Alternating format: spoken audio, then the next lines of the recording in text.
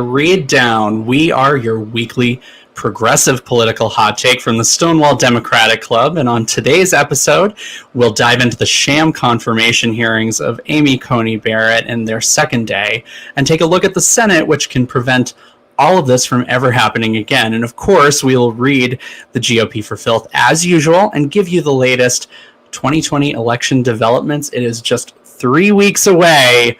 This is the Read Down.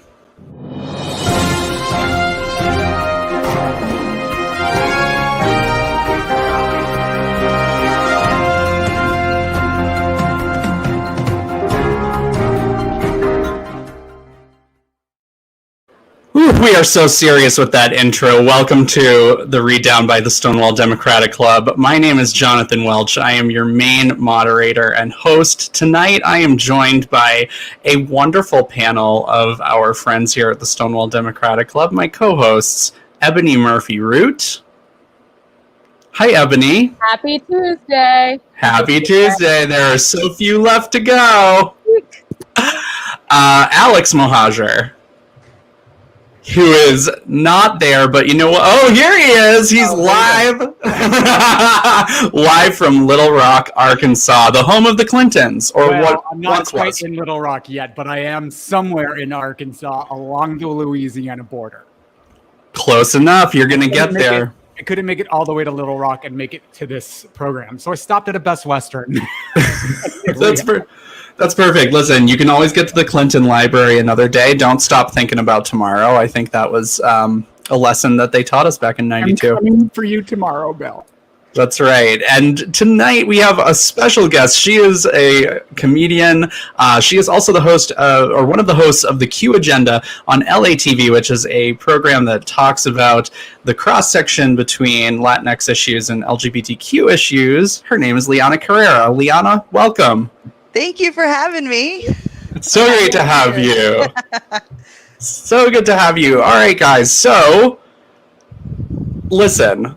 First of all, I was traveling. I just came back from a trip to Boston just a couple hours ago. So I had the good fortune of kind of tuning out a lot of what has been going on in the news. And of course, it's Tuesday, so we are on day 2 of the incredibly rushed confirmation hearings of Judge Amy Coney Barrett, who has been nominated by Donald Trump to replace Ruth Bader Ginsburg on the Supreme Court. Now, of course, Barrett is a strict conservative constitutionalist originalist.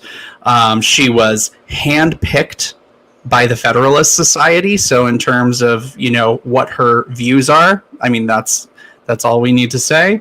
Today, in the second day, Barrett refused to discuss any of her takes on the law. She refused to say where she would side on certain cases because she believed that she didn't want to speak in hypotheticals.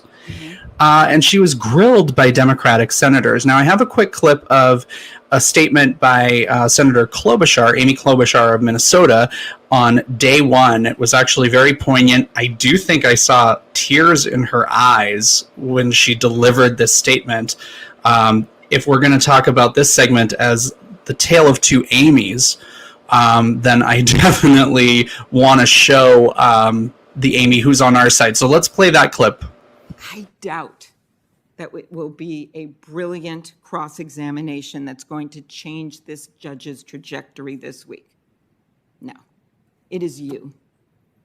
It is you calling Republican senators and telling them enough is enough, telling them it is personal, telling them they have their priorities wrong. So do it. And it is you voting even when they try to do everything to stop you. It is you making your own blueprint for the future instead of crying defeat. So do it. This isn't Donald Trump's country. It is yours. This shouldn't be Donald Trump's judge. It should be yours. Thank you, Mr. Chairman. All the way with Amy K. She wasn't my favorite, but today I'm glad she's on our side. Yeah, I think when we look at the team of Democrats, there were a lot of really strong Democrats. I know Senator Sheldon Whitehouse of Rhode Island also delivered a chart in which he was talking about how conservative donors kind of feed into the Federalist Society. The Federalist Society handpicks the judges, and all Trump does is just kind of picks off the list. So, Ebony, I do want to start with you on thoughts about day 2, or at least the first 2 days, because it really seems like this is completely packed together. Yeah, they are rushing it through. Amy, you can see sort of the, I don't know if we want to call it smug confidence. She knows that she has this. She knows she doesn't have to answer any of the questions. She knows that she has one boss right now that she's working for, President 45, and not the American people, and she doesn't have to answer any of these questions. So I was really glad to see Dick Blumenthal, my guy from Connecticut, asking her the tough questions about Roe today, and also Cory Booker asking very strong and pointed questions meant to set up just how radical her views are. It's not that she's religious. It's not that she loves Jesus. We all love Jesus, right? But radical viewpoint. Listen, yeah, we all love Jesus. It's true. Listen, but I mean, Just all right with me. Ooh, yeah. I mean, if my upbringing is good for something, right? A religious upbringing. Was that sounded very Sister Act 2? It like was. so. I think it was DC Talk or something like that. Okay. So I'm glad that you brought up the religion thing, Ebony, because it's almost like the right is manufacturing a separate crisis aside from the hypocrisy and the fact that like we are just 21 days away from the election. They're manufacturing this crisis that we are attacking her essentially for her religion and her religious beliefs, which is insane. It is, and that we're attacking her because she's a woman with a family. Are you with black children kidding me? And you guys, the Democratic Party nominated the first female major party nominee for president just the last election cycle, and then in this one nominated only the second Catholic. If he becomes elected, will only be the second Catholic president in American history. This gaslighting from the GOP has been truly next level, matched with the brazen, bold-faced hypocrisy. It's just brazen. They don't even care anymore. They're just like, we've got the power and we're going to do it. They know that they're probably going to lose the Senate.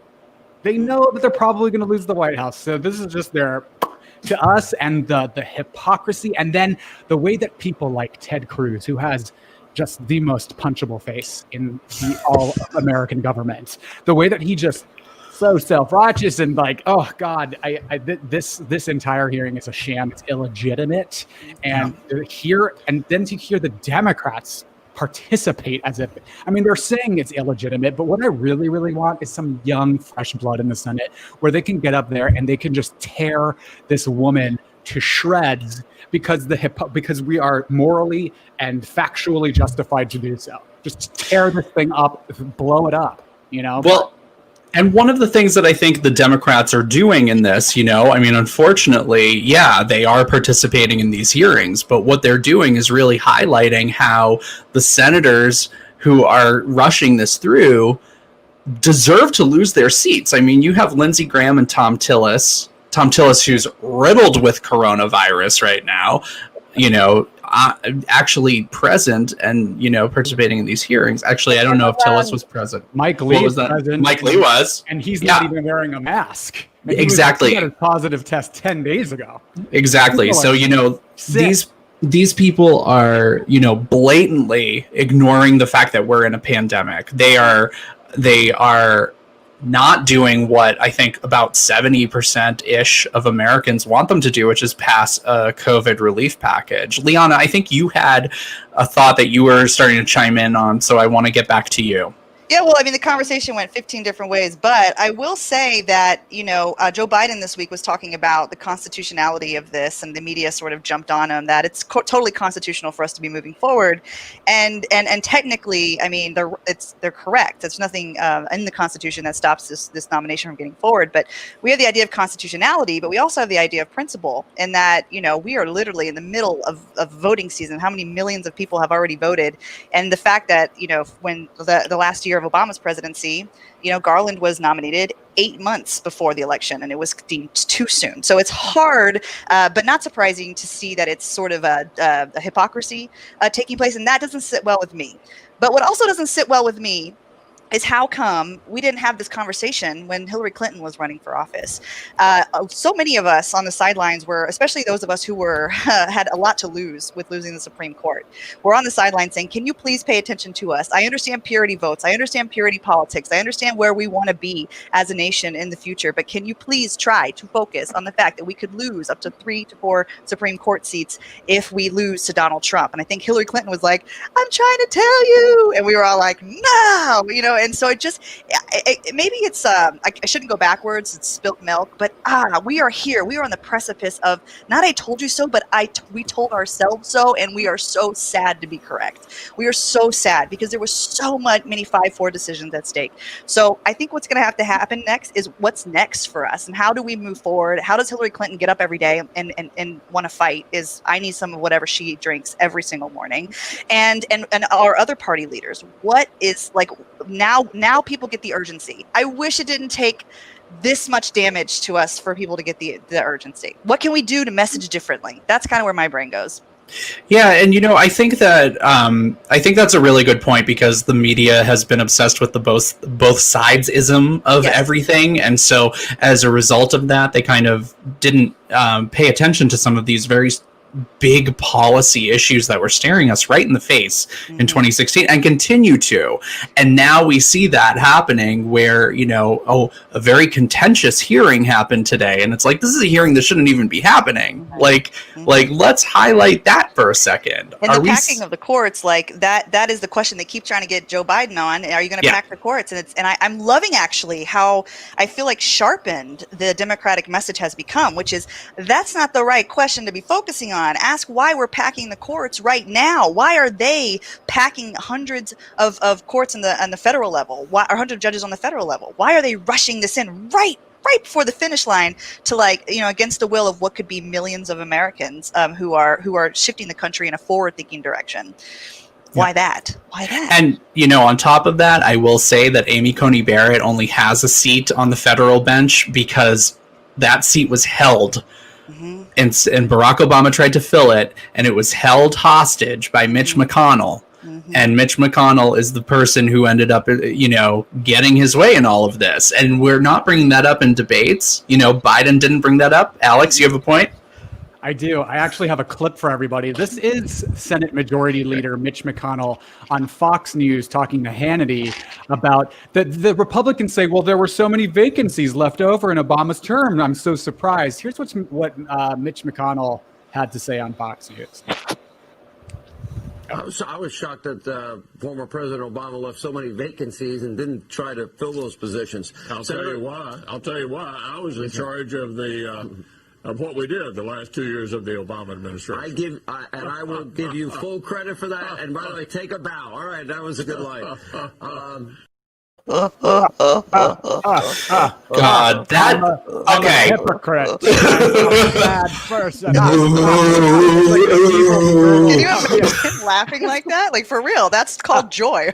Okay, so real quick, we are going to talk about later in the episode. We're going to have a segment on the Senate where we talk about the Senate races that are going on. But while we're talking about the McConnell laugh, Amy McGrath, who is running against Mitch McConnell, debated him this week, and as she's bringing up how he will not take up any COVID relief and instead is focusing all of his efforts on stealing judicial seats, he made that laugh and just like evil smile into the camera, awkward laugh. And I want to talk about that later and kind of how that might bite him. But something that you said, Lianna, is about how much is at stake right now and how much we all stand to lose, everybody who's on this panel right now. Amy Coney Barrett today, when talking about queer people, used the term sexual preference, which tells you an awful lot about exactly where she stands on LGBTQ issues. I don't think that she has any queer children that we know of yet. And if she did, she can't hide behind them. That cancels out the whole, like, I have any XYZ kid. You don't hide behind them and have your isms or your excuses to be anything discriminatory just because you have black friends. I can't believe I'm saying this in 2020. Black friends, a black son, a black wife, a black partner, a black non-gender conforming lover. You cannot say I have one of those and therefore I can't be this. Like I can't. Yes, you can. It's constantly that we all have to unpack gay or not, black, whatever. Not. Thank you for highlighting me. I was like, you felt me getting up like, and I think this. Thank you very much. But it's true, you know. I mean, we can't hide behind the tokens, you know. I mean, we shouldn't be those people either, you know. I think that we're seeing an awful lot going on around on social media. At least I'm seeing that on Instagram. The image of you can't claim that you love me and then vote against everything that's set in place to protect me, like, or vote for somebody who's going to harm me. This brings up, of course, you know, as she was answering questions, she basically, you know, they were marveling about how, oh, she came without notes. Well, guys, I don't know if you noticed, but she didn't answer a damn question. So especially when it comes to legal procedure, she can't cite anything in terms of how she believes the law is supposed to work, except to say, I'm going to look into that. How unacceptable is that? It's not just that she it's not that she couldn't answer, it's that she was refusing to answer and using as justification that the Senate, in asking her, the only Senate Democrats, she was happy to expound on policies that the Republicans wanted to hear about. But when Senate Democrats pushed her on the hot button issues that we know the majority of the American people don't want Roe v. Wade overturned. We know that the majority of the American people don't want the Affordable Health Care Act to be overturned. We know that the majority of the American people didn't even vote for Trump, and they are probably going to vote for Joe Biden in the majority, and they don't want the courts to interfere with the election. There's a great deal of American anxiety about this election. So we know that those issues the majority of people don't want overturned. So it's not expedient for Amy Coney Barrett to give her actual thoughts on it. So she says, I can't weigh in on that precedent because you're asking me to make a legal conclusion based on a fact set that I haven't seen before. That is the biggest bullshit I have ever heard. And I hope the American people are paying attention. And Senator Klobuchar did a great job of saying, well, let's follow the tracks of what your previous statements have implied on how you will decide these cases, and did a very good job of connecting those dots, I thought. She did say she would uphold one case for sure. She called it a super precedence. And that's and Brown versus the Board of Education is what she cited. Well, thanks, Amy. I feel much better. And also her wish-washiness about what is super precedent versus what isn't was so absurd. Yeah. Like, oh, well, super precedent, that's like, well, the majority of the people don't want it overturned, so it's super precedent. That's your standard? Come on. Well, if that's the case, is she going to apply that standard to cases like Roe or Obergefell or, you know, or any of these cases that could destroy the rights that we have every day? Ebony, I think you were going to chime in with something, and I wanted to kick it to you. This is just the week of the plethora of Amy's, right? Amy's at every turn. And we should not be putting the rights of our fellow Americans up for, you know, percentages. What percentage of people would approve of interracial marriage or gay marriage or various kinds of adoption? That's not how we do things. And so we can't be at the tyranny of, you know, people who may decide if they're going to give us our rights. That's not going to be the decision. And if we really asked the American citizenry if we wanted to keep schools desegregated, they might not give us the answer that we assume they would. So I don't know if we want to put that precedent out to the masses. Amy, with your fancy law degree. Right, and opinions really are not necessary when it comes to equal rights, human rights, and, you know, when it comes to what basically, you know, and something else that I've been seeing is a lot of Trump supporters are saying that they'll leave the country, of course, you know, if Biden wins the election. And it's like, you know, somebody put this in a tweet, I forget who it was, so I can't give the credit to this person, but you want to find a country that basically outlaws has no health care, outlaws abortion, and has guns everywhere, Afghanistan looks pretty good. So, go ahead. But that really, that's what they want to uphold. Now, when it comes to court packing, and we did touch on this a little bit, of course, but I want to get into this a little bit more because, as Alex mentioned, it's gaslighting. And I think that everything that we're seeing right now is Republican gaslighting. They are taking the issues at hand and basically foisting them onto Democrats. That it's the Democrats' fault, that it's our fault, that this is not what the American public wants, when really the American public wants the things that Democrats are running on, right? Like right now, the Republicans are minority rule. So one of the questions that keeps being thrown to Joe Biden in all of this, because we're obsessed with the both sides thing, is will he pack the courts? Kamala Harris faced this question in the vice presidential debate. This is what they're throwing out there constantly. And when I was searching for videos for us to share tonight on the broadcast, Donald Trump's campaign is going ham on just putting all these videos up on YouTube, just saying that Joe Biden is going to pack the courts. This is something that FDR tried to do and was struck down in 1936. So he may very well add some seats to the Supreme Court, but his answer is that he doesn't want to talk about that right now because, of course, like he was saying, right now they are packing the courts. Is adding seats to the Supreme Court the answer to the question? So, Alex, you're on mute, but you know what? We heard you. We heard you. Absolutely, and I'll use the less profane version of what I said while muted. Absolutely. Absolutely. Are you kidding me? Look at what the Republican Party is doing right in front of our eyes. In 2016, they denied Barack Obama his nominee. They denied upwards of 70 of his federal judicial appointments. And then they said it's because it's in an election year. Now we're 3 weeks away from an election, and they're going to ram through a nominee. Democrats should expand that court by 3 fucking seats, and they should nominate 3 liberals when they got control of the Senate, and they should have said you wanted to play? Well, let's play. I am tired of Democrats lying down and just taking it.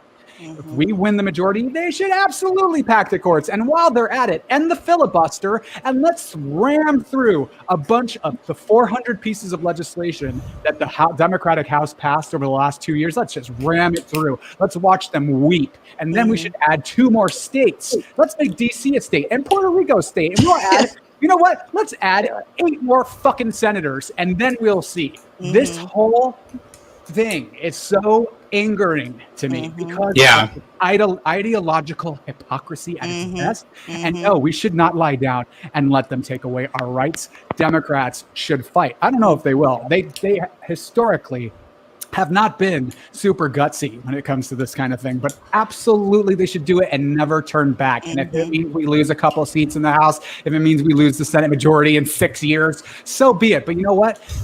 People won't even remember a year from now, and it'll become the norm. This is how Republicans get away with what they get away with, because we all forget. Anyway.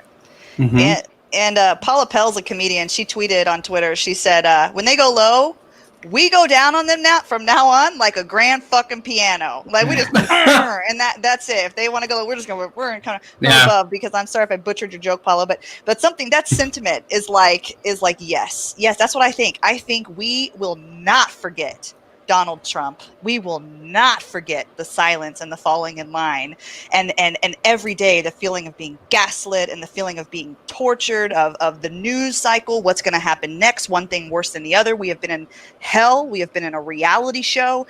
Our lifespans are shortened. And yes, I agree with you. We need to pull out every single stop and then grind them into the ground mercilessly. That's how I feel about the future of the Democratic Party.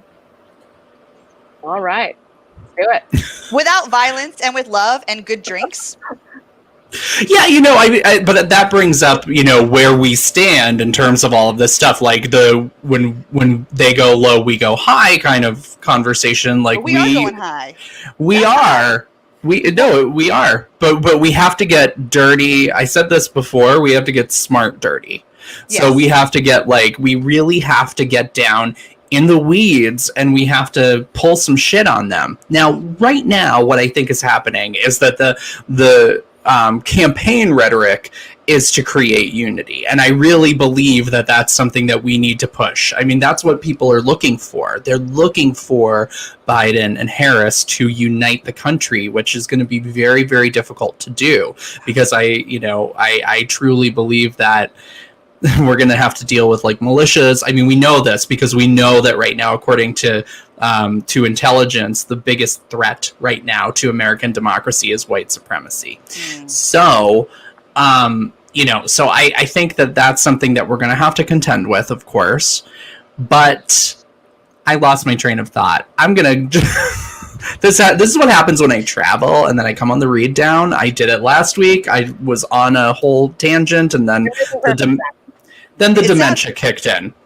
No, it sounded good. You were just saying that yes, we still want to be, as angry as we are, we still want to be unified and united, and we really want to see healing in the country after this. And I agree, the tangent's there because your mind goes to the next thing, which is how are we going to do that because of this craziness that Trump has unearthed. I don't understand how people share a party with anybody who's a right-wing militia, KKK Grandmaster General.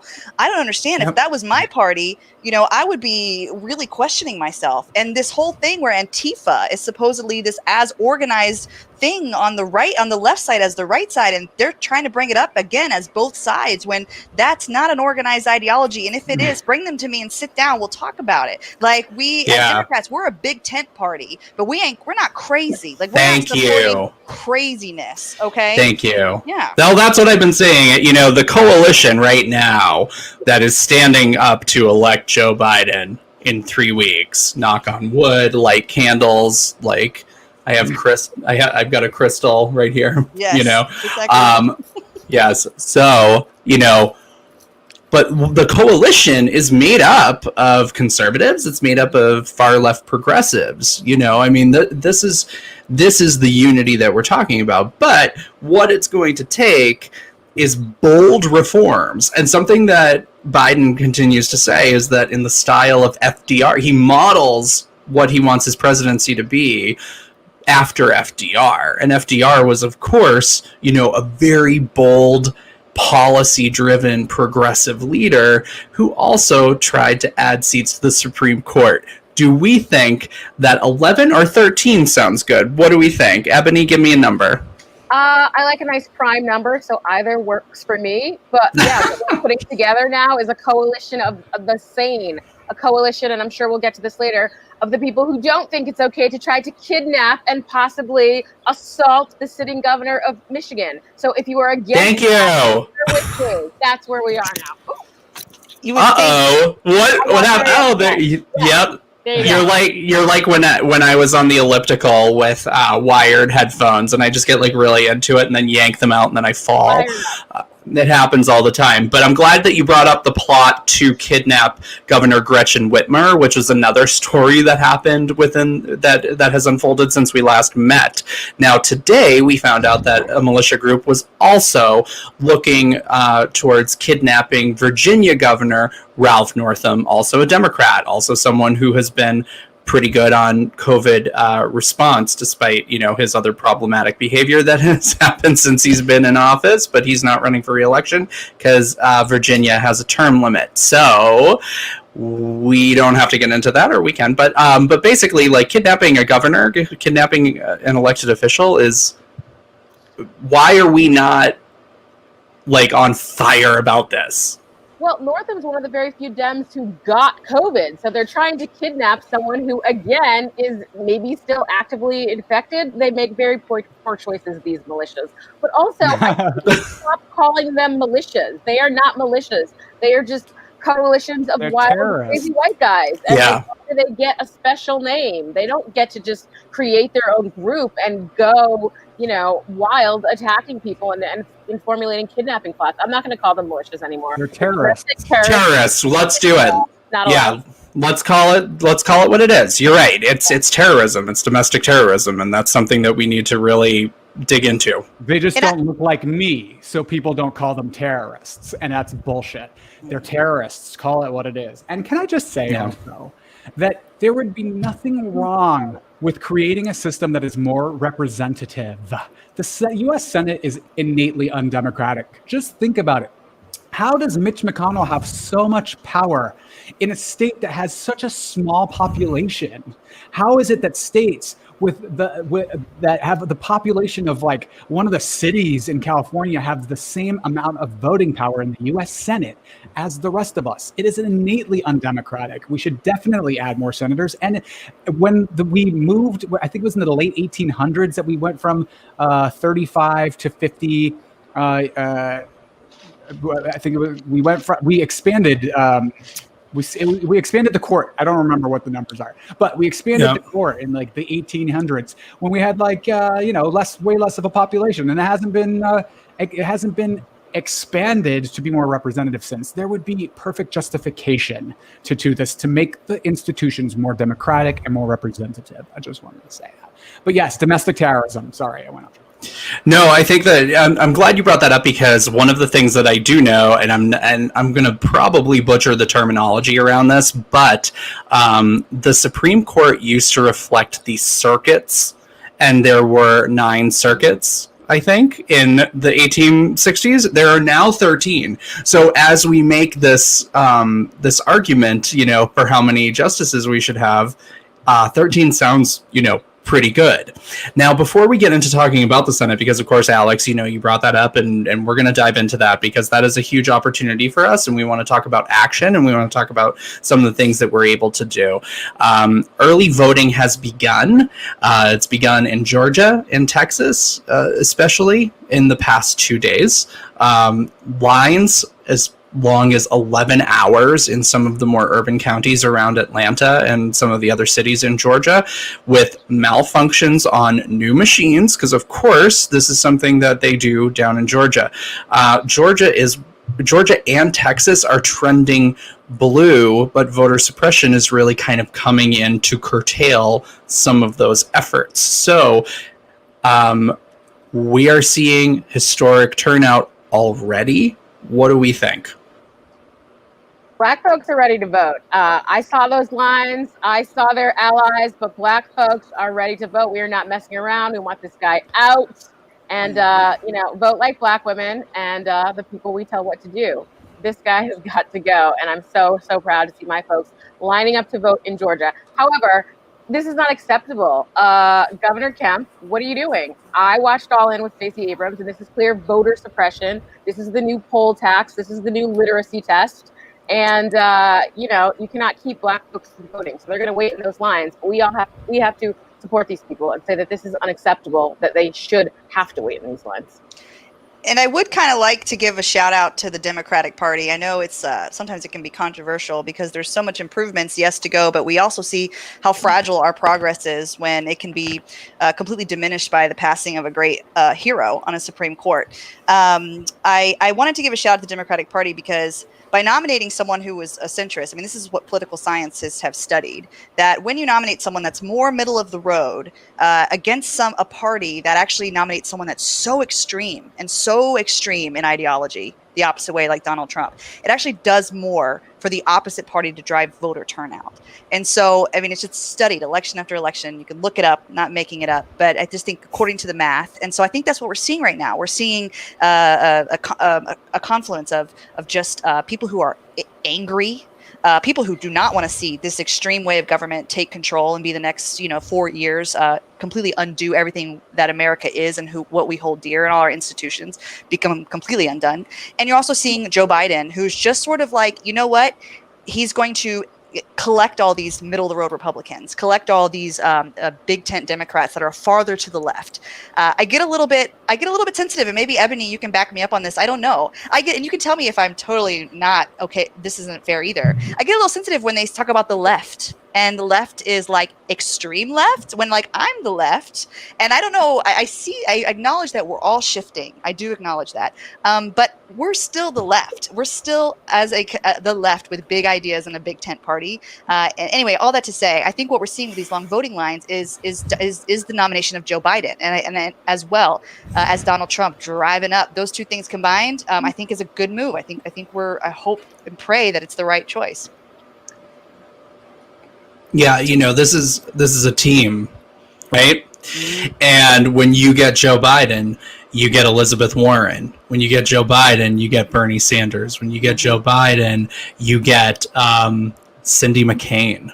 You get. And you've seen, have you seen this week all the Republican senators kind of bailing on Donald Trump at the top of the ticket? They're trying to say, okay, well, at least give us the Senate so we can check Joe Biden. That's where the dialogue is coming now from Mitch McConnell. Yeah. And that's because they have nominated and stuck with someone that is incredibly divisive, too far right. I don't think Donald Trump is actually too far right. I think he does whatever is expedient politically, and I think he's just a monster in his own. I shouldn't call him a monster. I'd be called Kamala a monster. By the way, this is how Democratic minds think. We don't just let ourselves get away with things. I hope you guys know that out there. If you're looking at the Democrats they're just like these, they're just parrots and the parroting talking points, and they're so triggered. No, we're not triggered. What we are is we're constantly one step ahead of ourselves. Was it fair of me to call Donald Trump a monster when he called Kamala Harris a monster? Now, I'm not both citing this because one's a black woman and the connotation of something other than human is steeped deep into our country's history and not okay. And one is a white man who's been his entire life, eating off gold plates and spoons and toilets, literally sniffing off sitting on toilets. And so, that's like a thing, right?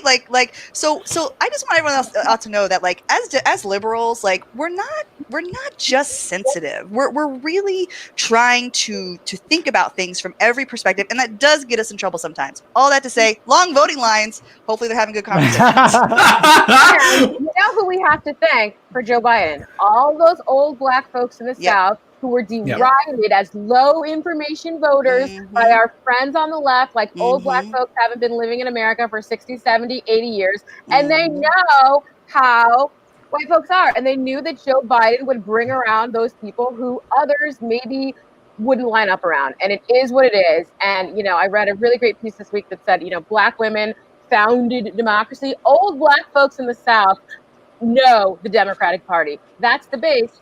That's who they voted for. And they were clearly right. Biden's numbers, I know we're all afraid to believe, but Rachel Bidikofer, Nate Silver, his numbers are huge, right? So all those old black folks in the South who were like, I know Joe, they knew.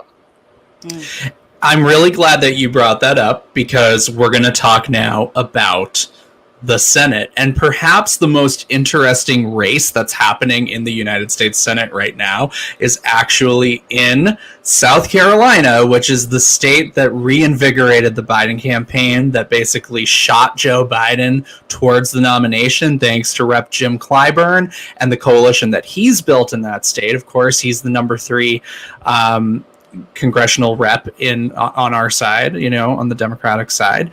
And he is maybe one of the most powerful black people in politics right now. So, another very powerful black figure is Jamie Harrison, who is the state's former Democratic chair, who is running to unseat dear sweet Lindsey Graham, who, of course, went on and on about how everything that he hated about the ACA at the Barrett nomination or the Barrett confirmation hearing, in case you're curious as to where he stands. But of course, he's also responsible chiefly for rushing this through the judiciary as the chair of the Judiciary Committee.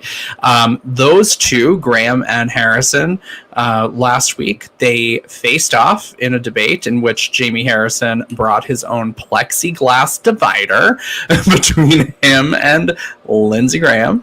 And yes. And we have a clip. And we have a clip. Okay, let's do it. I'm just uploading them while you. Oh, yeah. Please send us more videos. That your grandparents' Democratic Party is no longer around. The people running the Democratic Party today are nuts. They want to give illegal immigrants free health care and have open borders. That's not solving our immigration problem. They want socialized medicine. Medicare for all means Medicare for nobody. They want to take your health care away at the work site. They want to do with electoral college. They want to expand the Supreme Court beyond 9 justices to pack it with liberals. There's a lot at stake here. Thank you. Mr. Harrison. So the first step in terms of working with the other side is not to call the other side nuts. This is the thing, Senator Graham. I have a 6-year-old who I often teach in terms of how to conduct himself. And I said, son, that sometimes people come from different backgrounds and they see the world a little differently, but that doesn't make them bad because of it. Even though Democrats and Republicans may take the different paths, hopefully our destination is the same. How can we make South Carolina a better place for all of us, not just Democrats or Republicans or progressives versus conservatives or liberals and whatever other term you want to come up with? We're South Carolinians first. We're Americans first. How are we going to work together? When I was the chair of the South Carolina Democratic Party, my best friend in politics was the Republican chair, Matt Moore. And Matt and I think there was even a story written about how we were the odd couple because we worked together, we respected each other. And that's the foundation for how you get things done. You've been in Washington for 25 years. Yes, you listed climate change and immigration. Those are issues that still have not been addressed. You've only passed 3 bills, 3 laws that you sponsored originally. In 25 years, we can do better, but we got to change the leadership to do so. Thank you, sir. And I'll note that Jamie Harrison has raised $57 million in the last quarter, making it the single largest fundraising haul for a U.S. Senate race in American history. And also, Lindsey Graham made a comment during the confirmation hearings, I think, like, there's so much money going into this race, I don't even know. God, guys, Jamie Harrison. Jamie Harrison is brilliant. He's brilliant. And he's from Orangeburg. That's where my family's from. And that town has an amazing civil rights history. So when I heard that name, when I heard that he was from Orangeburg, he went to Orangeburg Wilkinson High School, I thought, oh boy, they don't know what's coming. And it's been lovely to see. And honestly, this is maybe the upset race that, we're hoping ends up, kind of painting a really interesting narrative. Like, we could either have another 2016 or we could have another 2018, and that's probably more likely to feel, I hope, to feel the way that we felt in 2018. So I am hoping for big things from Jamie Harrison. I do have some friends who are in South Carolina, and they're saying that he's kind of everywhere. And as they phone bank, they're finding more people breaking for him. Polls are suggesting also that this is neck and neck. They're both tied at 48, or Harrison's 1 point ahead, or Graham's 1 point ahead, and they're in the high 40s.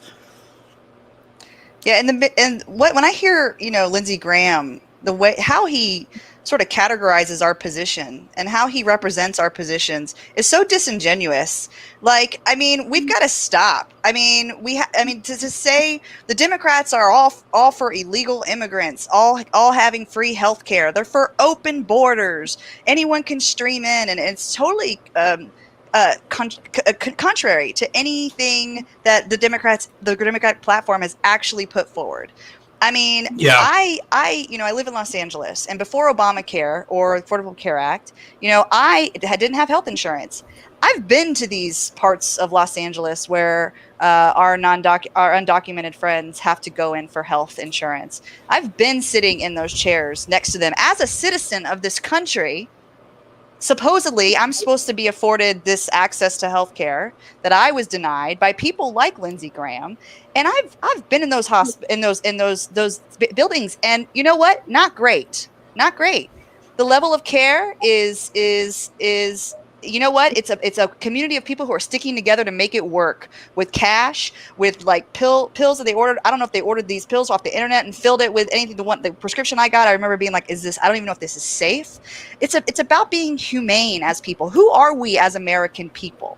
If I fly to another country and I get injured in their country, how are they going to treat me if I'm on vacation somewhere? Or even if I'm still a human being, even if I'm breaking the law, help me get medical service and then take me to where I need to go, or whatever. But I just feel like at least we're erring on the side of humanity. Like, we're not saying everyone should have just free healthcare, carte blanche, but at least we're erring on the side of humanity, which I feel like is the actual ideal world. You know what I mean? And that's why.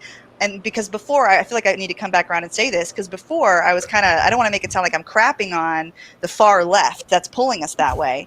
That's why I'm so happy to be in a party with the energy that is happening on the far left too. Because you know what? They're right on a lot of things ideologically. They are right. There should be not free, but accessible to no low cost even free, if we can swing it, if we can swing wars, we can swing healthcare. So I feel like the heart is in the right place. So it's just that exactly what he was saying when he said, you know what, it's how we get there. It's how we get there. That's the difference. If we're all seeing each other as humans, it's how we get there. Yeah, and unfortunately, I think the Republicans are really painting us as not American and not human, and also the people and scary, and they're just creating this culture of, unfortunately, monsters. Like they're painting all of us on the left in one way, shape, or form as monsters. It's not just Kamala. It's it's everybody that they look at, and they create a boogeyman figure out of that, and that's just simply unacceptable. Nobody has ever said that. I mean, nobody has ever said that. Said that. Let's call them in and say, stop that. Call their headquarters in Brooklyn or something. So we have a lot of opportunities on top of South Carolina. South Carolina would certainly be one of the big upsets. We do have seats that we need to defend. Yes, Alex. And while we're on the subject of what you guys are saying, and South Carolina and the Republicans boogeymanning the left, I have yet another clip for you guys of Senator Lindsey Graham. Let's hear what Lindsey Graham had to say about Joe Biden in 2016. If you can't admire Joe Biden as a person, then it's probably you got a problem. You need to do some self-evaluation, because what's not to like? Here's what I can tell you. That life can change just like that. Don't take it for granted. Don't take relationships for granted. I called him after Bo died, and he basically said, well, Bo was my soul. We've talked for a long time.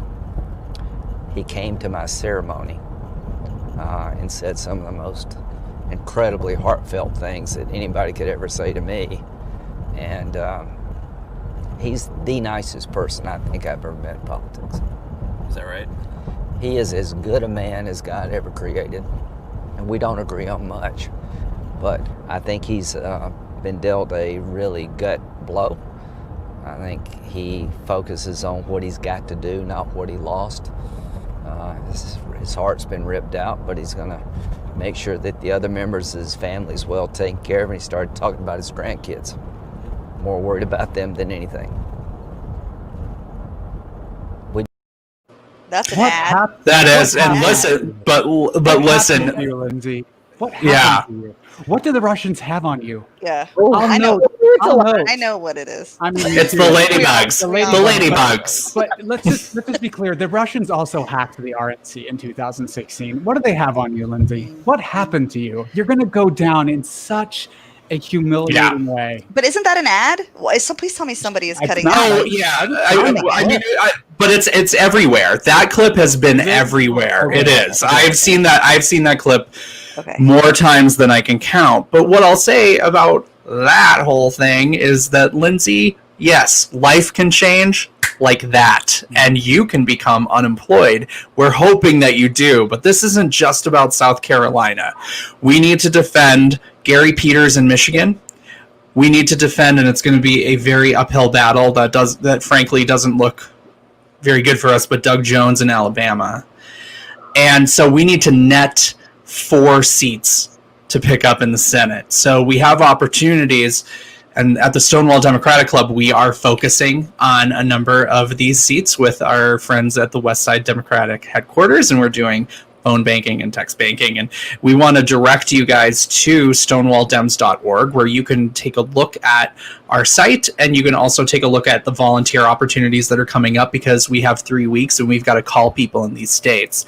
I want us to look at Maine, where Susan Collins, who's very concerned, may end up losing her seat to House Speaker Sarah Gideon. I just came from Maine, and I can tell you there are Sarah Gideon signs everywhere. I did see one house that had a Biden-Harris sign and a Susan Collins sign. Interesting. But Sarah Gideon signs are everywhere, and they're on lawns. They are on people's lawns where they are committing to support Gideon. North Carolina, where Cal Cunningham is looking to unseat Tom Tillis. Now, that race has been a little bit shaken up because Tom Tillis has COVID, so he is looking for the sympathies of the people in North Carolina, and Cal Cunningham has just been kind of outed in a sexting scandal. Any which millennial is reads that and it's like, oh, that's rated G. That's cute. that's fine. Done better than that. And also, I'm like, sorry, are you guys offended by my sexting? The president raped like 20 women. You guys Yeah. don't complain anymore. Yeah. And I actually think that has, from what I'm seeing, that has started to really fizzle, and that people are just like, yeah, I don't care. On it. Look at what the hell. It was like last week that the Trump tax story happened. RBG died like 3 weeks ago. It's been impossible to like make anything stick because of Trump's own belligerence. He sucks the air out of the air out of every room, including when it could help him. He's a nightmare. So, so we have, so take a look at North Carolina, because listen, that really is not a big deal. That could be a very, we hope, an easy flip. Colorado, John Hickenlooper can unseat Cory Gardner. And of course, Mark Kelly in Arizona can unseat Martha McSally, who was appointed to that seat after she lost, and she is very, very unpopular in blue trending Arizona, the home of the McCains, who have endorsed Joe Biden. And unfortunately, Roberta McCain passed away yesterday at the age of 108, and she should be remembered. Of course, she's John McCain's mom, matriarch of that family, and we know probably who she would have voted for had she made it. So let's do it for the McCains, who were very good friends of the Bidens. We also could pick up seats in Iowa, where Teresa Greenfield is besting Joni Ernst in all the polls. She's good. She's good. And she's Mayor Allendorf. She's she's the best of lefty Iowa. I think that one could happen. That's one that I really have feelings that Iowa can flip. So, let's take a look at that. Steve Bullock in Montana, who's the very popular governor, is running neck and neck with incumbent Steve Daines, so he could absolutely end up taking that seat. And then, of course, we have 2 pickup opportunities in Georgia, and we have a pickup opportunity, guys, in Alaska with Dr. Al Gross, who's an independent, but who has also received the endorsement and nomination of the Alaska Democratic Party. So, and don't forget MJ Hagar in Texas. No, how could I forget? Okay, did that equal more than 4? That's way more. I just came from that's about 10 or 11 Senate seats that are flippable and competitive in states and areas that we didn't even expect. And MJ Hagar, by the way, I just left Texas and I left Austin, which is a little more liberal, but I thought it was very, just like you in Maine, there were Biden and MJ Hagar signs everywhere. Everywhere. I didn't see any Trump signs in Austin. I saw lots of Biden signs. So we also know that Beto O'Rourke has been making lots of on-the-ground moves and phone banking for a while now. And the Democratic Party of Texas wanted 1 million people to go vote early today. And from what we can tell, there was a record turnout today in the first day of early voting in Texas. So it's incredible. And Beto has been focusing also on Texas State House races, which if we flip the Texas State House, we only have 9 seats that we need to flip in order to regain control. Then we will have a say in redistricting post-census. So that's a huge thing. So basically all of this is to say, take a look at all of those campaigns individually, and also visit us at stonewalldems.org so that you can get dialed into some of the volunteer opportunities that we have for phone banking, text banking, and getting out and connecting with voters in these states pertaining to the Senate races. Because, of course, when we focus down ticket, it has greater effects up at the top. So here's hoping. So this brings us to our final segment of the evening, the library. The library is open for us to read whomever we want or praise whoever we want. I don't know how we're feeling. I know with 3 weeks to go, we're all just a little on edge. So I want to give it over to Ebony first. Ebony, do you have a read for me? I do. I'm going to try to be positive. If you can give at all to these Senate races, they are flippable, as Jonathan was saying. So we've got a wealth of races, Iowa, Maine, South Carolina, North Carolina, that we could totally win. But also let's support these people who are building the base in the red states. Marquita Bradshaw in Tennessee, Marav Ben David in Wyoming. Amy McGrath in Kentucky is doing it. It is possible to turn these red states, people. So let's support the people who didn't run away to LA or New York City after college and stayed and fought the good fight. Because again, I don't think I can read another one of these. I can't do it. I don't have it in me. Please do all you can so that you're not crying into your Chardonnay like I was all of 2016. Do all you can to leave it on the field. I'm going to use a sports metaphor, even though I wasn't good at any sports except for track, so that we don't have any regrets come December or whenever we find out the results of this campaign. Anything you can do. $5, $10, bring a friend, tell all your Gen Zers to register, whatever it takes. We have to do this for America, for democracy. I'm not just using hyperbole. We need to save this country from Trump. Ebony, thanks for bringing up Amy McGrath as well, because that was one that I left out of our Senate moment, because of course she's running against Mitch McConnell. So, nothing better to take the Grim Reaper himself out than a combat pilot, who is just an incredible candidate. So, so thank you for that. I agree. We need to do all the work that we can. Please talk to everybody you know. Alex, do you have a read for me? Oh. He's muted. Can you hear me? I can hear you now. Okay. So mine's going to be a little short, but it's going to be a little more on the upside too. This made me cry today. So as we know, there are long voting lines in Georgia. It's absurd. People are waiting for 10 hours. Some people report they're getting there really early, but they're turning out. There's a high turnout happening in Georgia right now. There's magic happening in Georgia, and it's filling my heart with so much pride and joy, and also just anger that they have to wait so long. And this was a Facebook post that was posted just by some guy. He's a white gentleman who was voting in Georgia, and I want to read it to you guys today, and hopefully it'll move you a little bit.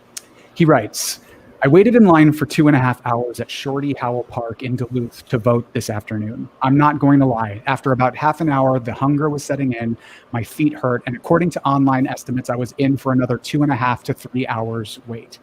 I considered leaving and trying again tomorrow, but I decided to stick it out because there was a mom and her 2 preteen children in front of me, and if I left, those kids would never know if I voted. This sister and her brother moved along the line with their mom, never once complaining about the wait. After about an hour, I thought the boy, who looked to be about 10, was going to crack. He looked up at his mother and asked, Mama, how much longer are we going to wait in line?